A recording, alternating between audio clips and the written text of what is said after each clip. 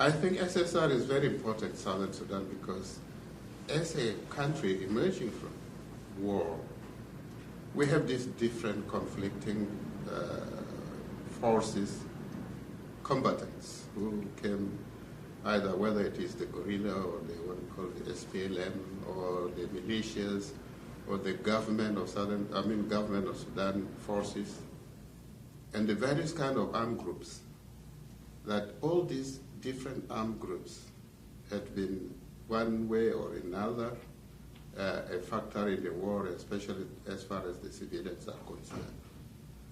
Now, we think that with the advent of this CPA, the agreement, obviously there's a need for reorganization of the forces, and particularly for the reform of the organized forces, whether they are the police, whether it is the military, in order to try to reorganize them or at least to reorient them into the civilian and peace period. And I think SSR is timely in this process now. Southern Sudan, and particularly the Sudan is emerging from that war, and most of the forces that have been fighting were fighting a combatant war which was just engaged in military mentality.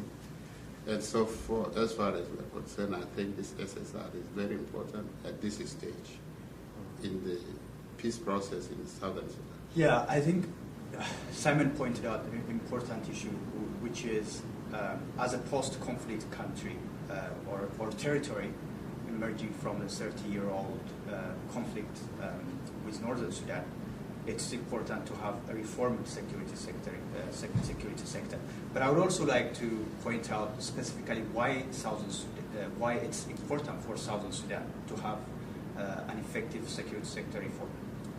And my view is that in the coming few months and years, there are very important happenings that will take place in Southern Sudan, including the election next year, which will likely spark some sort of instability because of the sensitivity.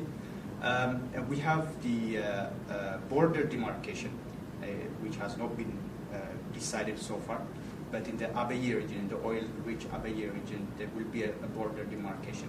And that would likely also spark conflict and instability.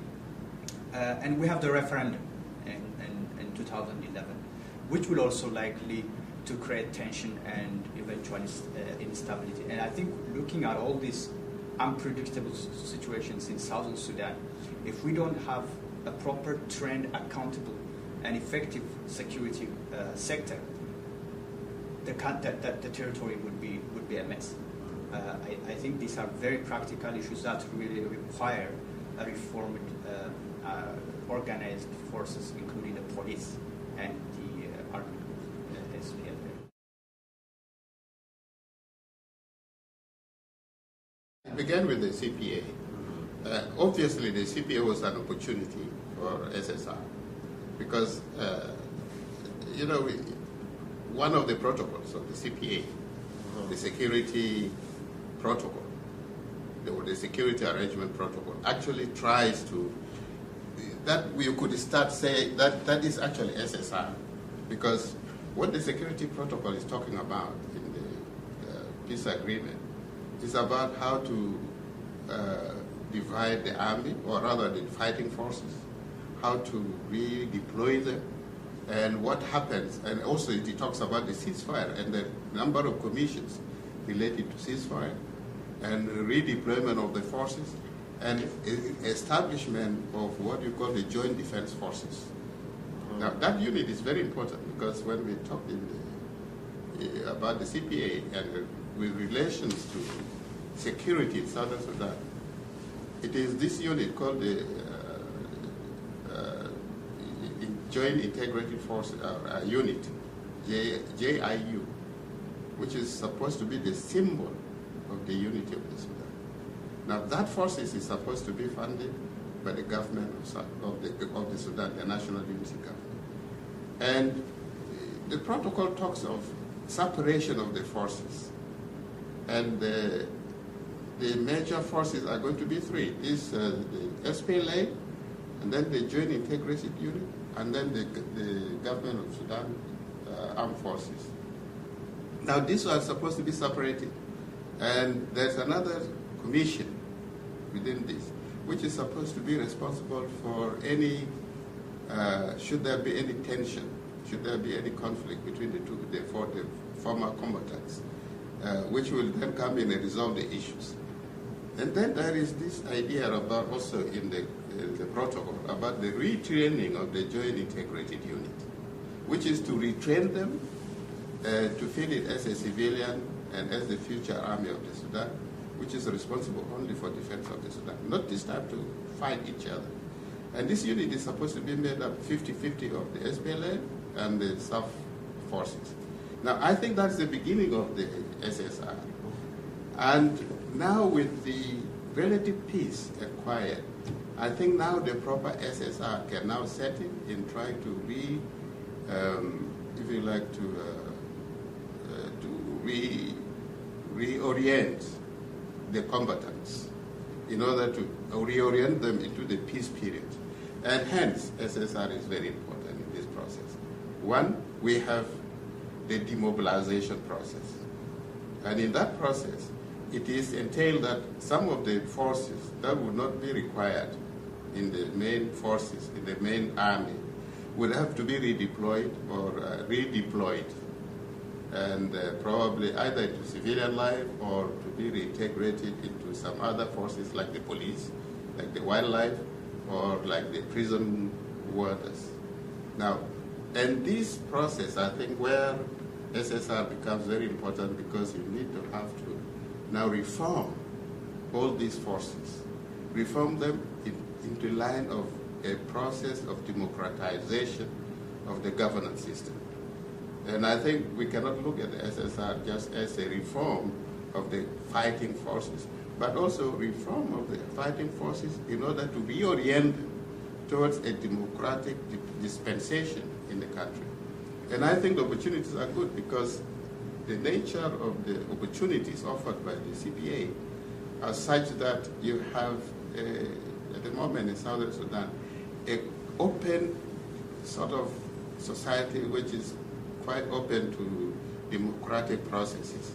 There's relatively a lot of freedom of association, movement, and organization. And so I think that fit in with also this notion of the SSR.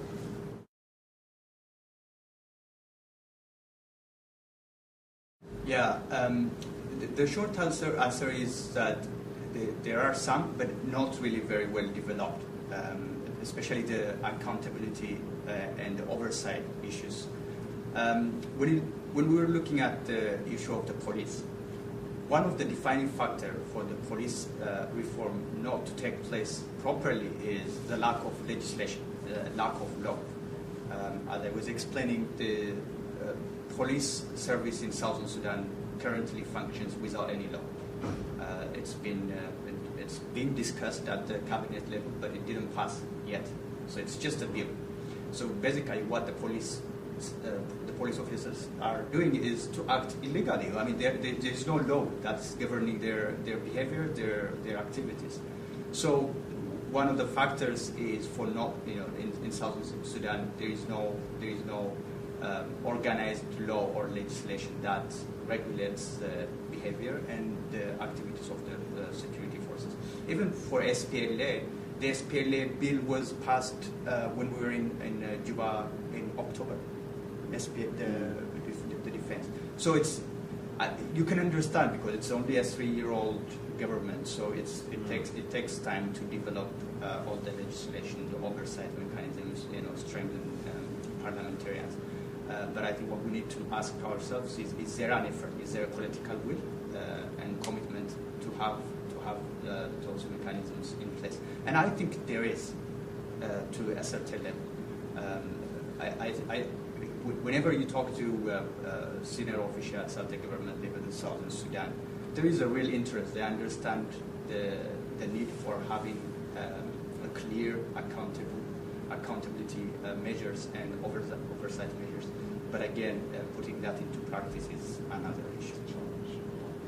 Yeah, maybe I just like to correct something about what Abraham says with regards to legality of the operation of the police. We know, of course, the current law of the Sudan covers all the police in the whole of Sudan. But also, we have this, what we call CAN. CAN was the civil authority operating in the liberated area of southern Sudan. In other words, the areas controlled by SPLM. CAN means simply Civil Authority of Southern Sudan. Now, they had their own rudimentary laws with regards to even the operation, separation of the police from the army. When CAN was, or the Civil Authority of Southern Sudan was launched after the Chukudum Agreement, they redeployed some of the forces who were former police officers who went to the SPLM and joined the military wing. But then when CAN was formed, some of them were redeployed and became the civilian police. And so they had some kind of a law which was operating. Then secondly, when the CPA was signed, one of the protocols says regarding about the operation of the law with regards to the separation of the legal system of the Sudan between the Sharia in the north and the secular in the south. Now, the agreement says the laws that will operate in southern Sudan, for example, will continue to be the laws that were promulgated in the liberated areas. They can use those laws. In the northern Sudan, after the peace agreement also, they can continue to use the existing laws. They said the existing laws. Now, what Abraham is alluded to, and I think this is where I agree with him, is that at the moment the police forces have now, the police forces of the Sudan was one. But after the CPA, and when the civil authority in the southern Sudan was established, the police also of southern Sudan became a separate entity from those in the north. And so they formed, and I think they negotiated a party between the Central Police Authority and Southern Sudan Police Authority. They negotiated to form what is called now the Southern Sudan Police Service. Now, it is this entity which is now becoming the authority of the police in Southern Sudan, which lack a legal base. They have set up, or they have now formulated a bill, which is Abraham is referring to, but this bill is still a bill, not forwarded to the National or Southern Sudan Assembly in order to be passed into a law, which will then become the basis, the legal basis of the operation of the police of the Southern Sudan, or what we call Southern Sudan Police Service. Yeah, I think this is what I just wanted to correct.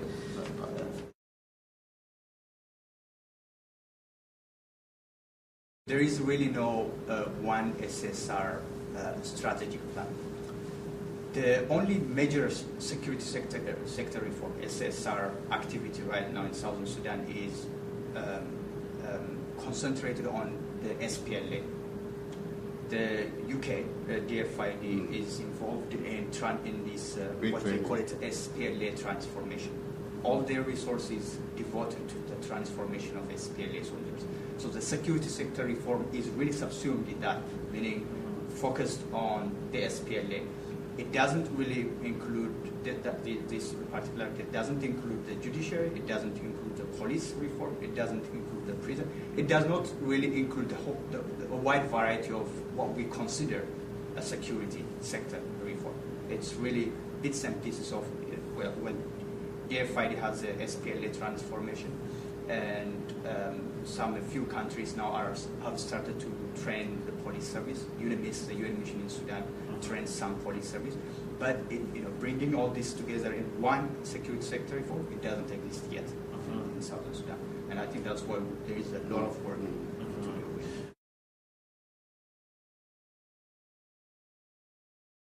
Yes, there is a joint donors office in Juba. They call it joint donor team, and there are five countries in this joint donor: Canada, one; UK, Norway, Denmark, Finland, if I'm not mistaken. Finland, I'm not quite sure. But and the World Bank, I think, is the one which is good. But so the joint donors, the idea of this joint donors team is it's meant to coordinate all the activities, donors' activities in Southern Sudan. Out of all these 5 countries, the UK is responsible for security issues, security sector reform issues, working with SPLA. So that's one. The other big player is UNDP in security sector reform. But they focus on infrastructure development for the police and prison services. They've just launched a big $45 million infrastructure development for the police and prison service recently, just a few weeks ago, building police stations and prisons. There is UNMISS, the UN mission in Sudan, mostly involved in providing training for the police, and co-location, what they call it. Co-location is they usually stay with local police in a police station at the same time and provide on-job training. These are the major players. Is there coordination? To some extent, yes, but largely no. To give you an example, recently 2 countries I was mentioning, Kenya and Uganda, started to be important players in security sector reform, but specifically on police reform issues. They've started to take some Southern Sudanese police officers and train them in Uganda and in Kenya. There has been no talk, no coordination between these 2 emerging important countries and the rest of the international community. You know, we usually, when we say international community, we usually refer to Western countries. These 2 very important countries, Uganda and Rwanda, are completely out of any coordination. Not because they are not contributing; they are actually really training so many police officers, more than any other donors are doing. But they have not been consulted, and they have not tried to consult with anybody. The UN mission in Sudan they are just starting to set up a coordination mechanism. It's called Security Sector Advisory Cell, but it's still a concept. They are trying to recruit people to run this coordination cell. It's going to take time, and it's still not clear whether there will be a political commitment from the government, really, for an outsider to coordinate their security issues.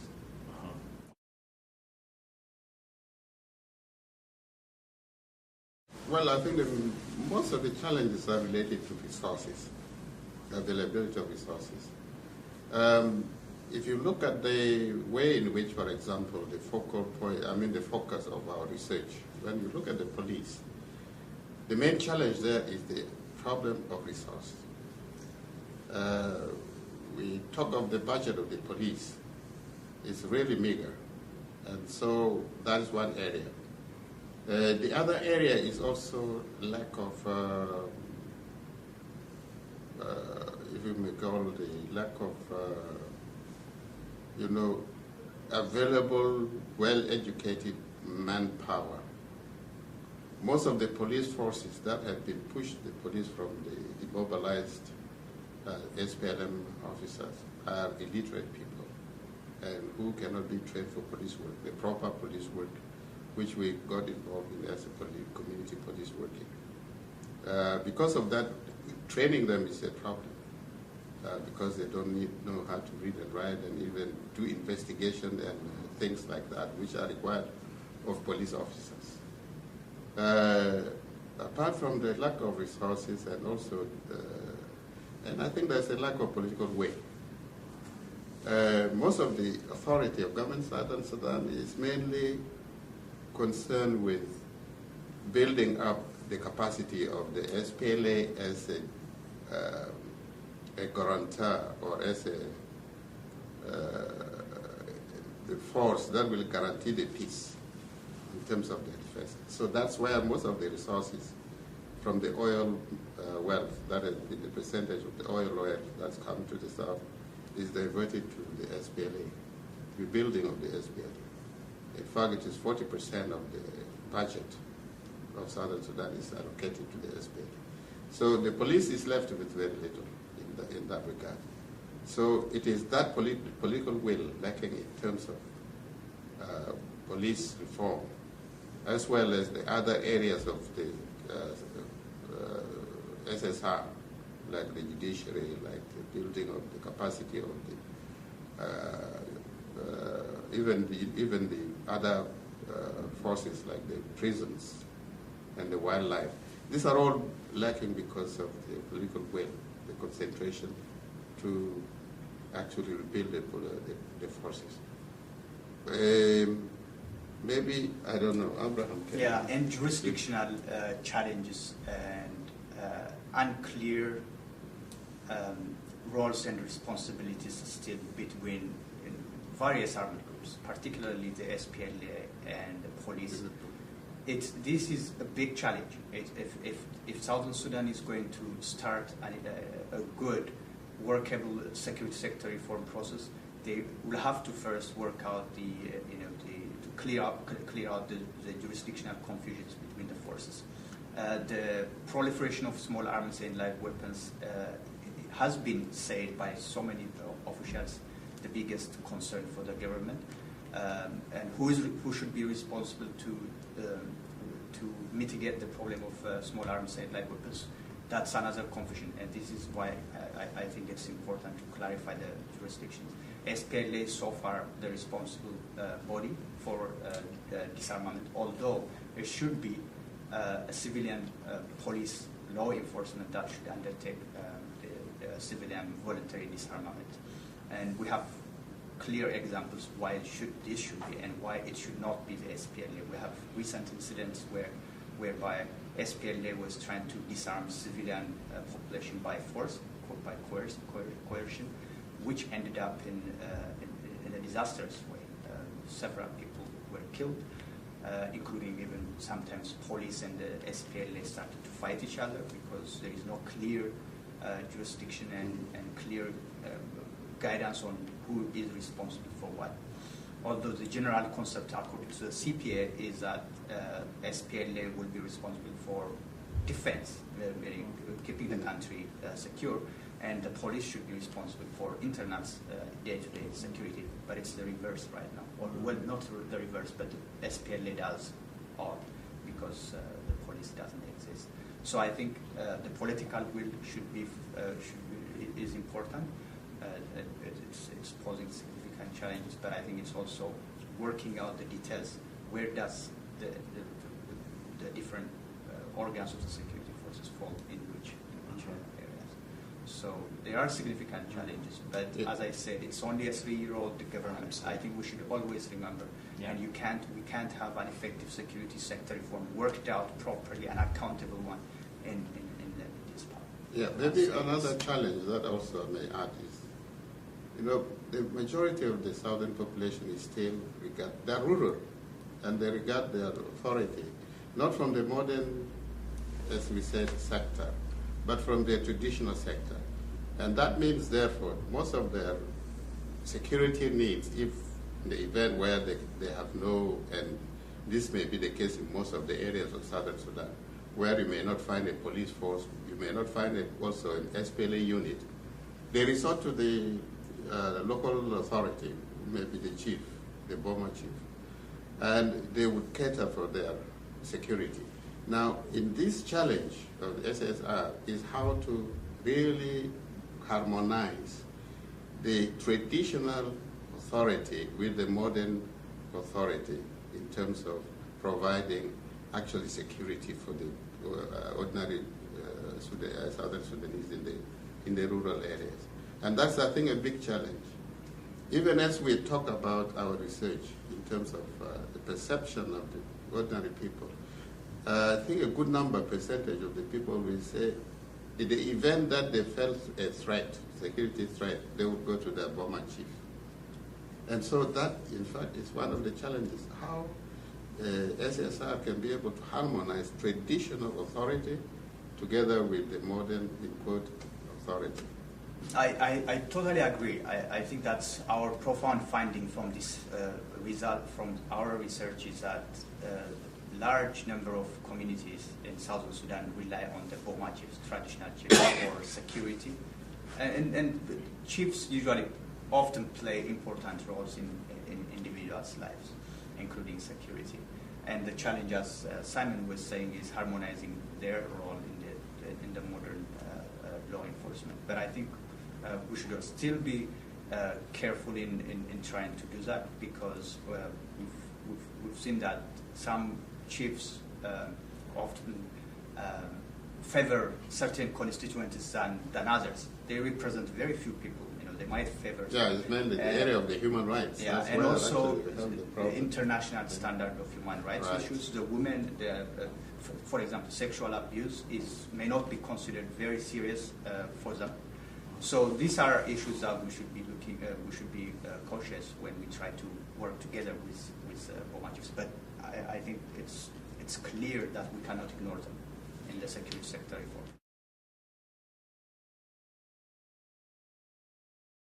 Well, the project is called Security Sector Reform and Peace Building Research Project, which is a project that has been agreed upon between the North-South Institute of Canada and the Center for Peace and Development Studies of the University of Juba. We join partners in that research. Now, the objective of the research project was, one, capacity building for the Center for Peace and Development Studies in its transfer back to Juba.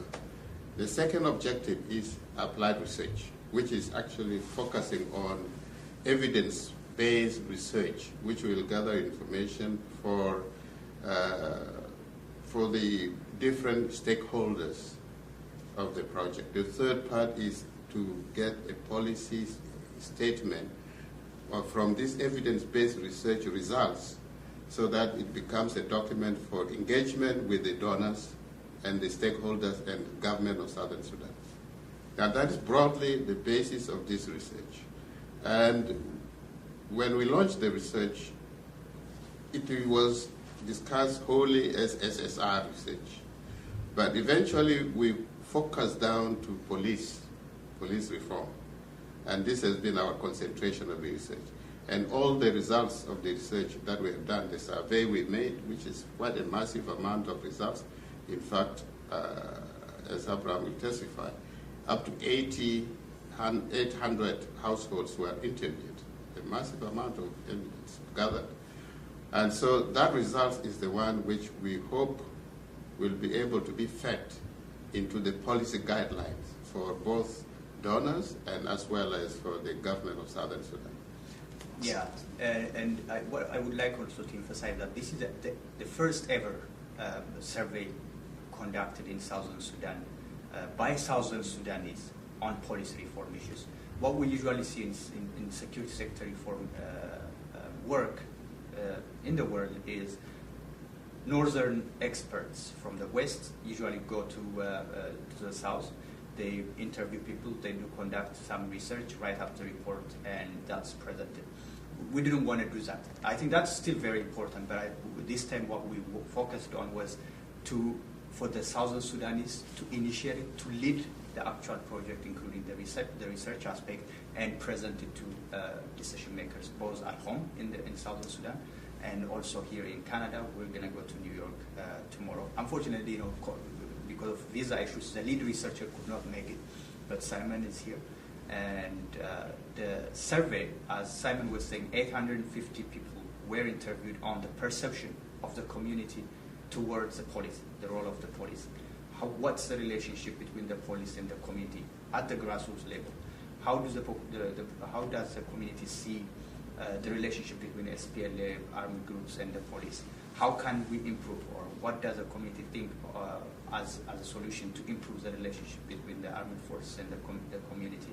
These are some of the issues that the survey tackled on, and the research team is currently finalizing this survey. The survey is gender disaggregated, so we have all the information, the impact of insecurity on women, the relationship between the women and the security forces, all these issues. So this is really the general project, and the outcome is going to be fed into policy processes in Southern Sudan. The project was officially opened by the Vice President of Southern Sudan, Dr. Riek Machar. He is personally waiting for the result of this work. He wanted the decision makers in his government to look at the outcome of the research, so that some of some of the security sector reform activities that his government is undertaking will take into consideration some of the recommendations of this.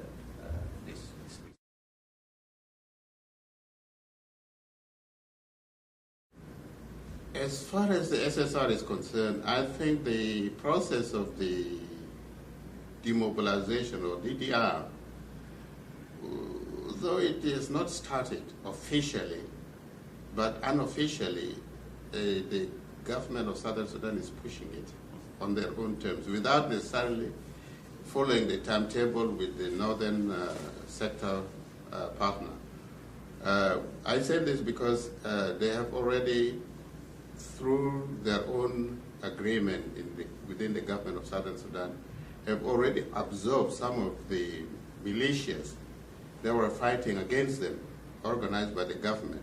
They have already absorbed them into the SPLA. And those who cannot be absorbed, they have been demobilized, and some of them are the ones now being pushed to the police forces and to the prison forces and other organized forces.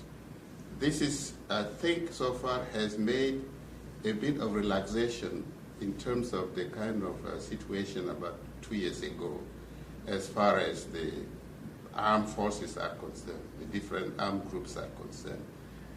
2 years ago, you go to Juba, you find that any one of the commander would be moving with a tank as a security, or what you may call the guards around him, escort around him, including Riek Machar and the top leaders. And particularly, as we know, one of the militia leaders called Paulino has a gang of people around him. But due to this gradual move by the government of Southern Sudan, by absorbing and, first of all, having an agreement with the militias into the absorption of the militia into the SPLA, and also agreeing to some of those who cannot be absorbed to the SPLA to be demobilized or taken to the police, or to be demobilized and taken to some other units. This has relaxed the situation a bit. That's one. And then, two, we are seeing now, again, in terms of the international community, getting into real grips with the issues of the SSR. Because initially they had thought, especially UNIMIS, never thought they were there just to help in the demobilization and whatnot. They were just to keep the peace, but in fact they were not keeping the peace. Until two incidents woke them up. The Malakal incident and the Abyei incident. Now they are beginning to rethink, become more proactive in terms of SSR. And some of these descriptions that have been made earlier on by Abraham fit into that kind of pattern. And so the situation is a bit more, I think, more and more optimistic. I think we're moving towards the right direction as far as SSR is concerned. Okay. Yeah, and there are some deliberate attempts by the government of Southern Sudan in moving to a more effective SSR. I think the SPLA transformation process as an SSR activity, it is encouraging to see that the government is interested in reducing some of its forces, and also even initiating this process with the government of UK. The idea is to change the guerrilla-like fighters into a more professional armed group, and that's, they have agreed that that's a priority for the government. I think that's one good move towards the right direction of SSR, and even the police. The first plan for the police service was to have a force of 5,000 police officers. Now they have 20,000 unofficially, although they still don't know how many police officers they have. But they have managed to squabble together about 20,000 police officers because there is a lot of insecurity in some parts of Southern Sudan. They know that having a stronger police service is important in the territory.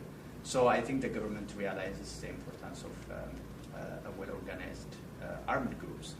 And also the planned DDR, the official DDR, which is going to target about 90,000 SPLA forces.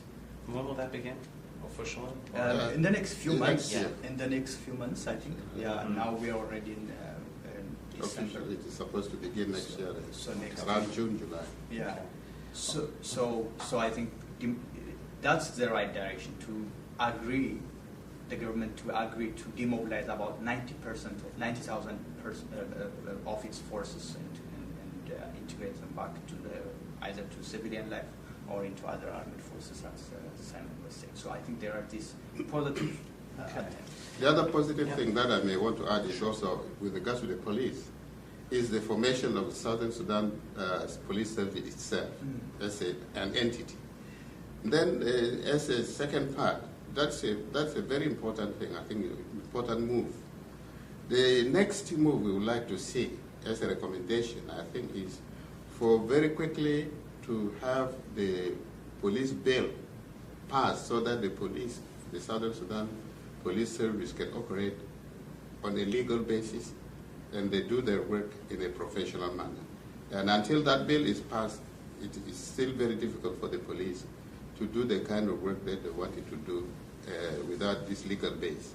And I think that's the recommendation. We have come up very strongly at the end of this research. Although we have not finalized it, but it is one of the recommendations that we put forward very strongly, that there's a need to have this police bill passed into law very quickly so that the police can have the legal basis for organizing themselves and for operating as a legal force. Yeah, I mean, there are many recommendations, but one of the most probably the important recommendations, which many people recommend still, is coordination among donors and also among security institutions in the government. But our recommendation is actually, as I was referring earlier, the coordination issues between traditional donors and untraditional or uncommon donors in Southern Sudan's case, for example, Sudan and Uganda and Kenya, who are out of any coordination in the provision of assistance. So that's really one recommendation. The other we've come up with is trying to work with traditional elders or the Bomajirs, really making sure that their role will be included in the SSR process without neglecting their role, but at the same time making sure that they play a positive role, not a negative.